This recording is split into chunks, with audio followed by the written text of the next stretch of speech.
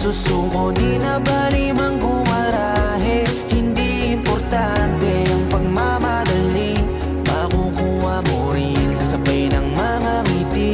Hayaan mo na yung mga puro lang salita, walang makakapigil lalo kung meron kang tiyaga. Maniwala ka lang, panahon lang din yan, makakarating ka din sa tamang daan. Samahan mo palagi ng dasal, huwag mo dapat kalimutang madalas magpasalamat, dahil lahat naman ng ito ay siya din naging dahilan sa bawat araw na ikay nahihirapan. Gusto niya lang na ipaalam na imposible ang po pwede na mangyari. Huwag kang matakot, maiwanan, di naman to paligsahan, para lang may patunayan, di na bali. Ang mahalaga, dapat maging masaya, lalong mahalin ang ginagawa mo. Sipagan mo lang, kahit nakakatamad, itutuloy mo.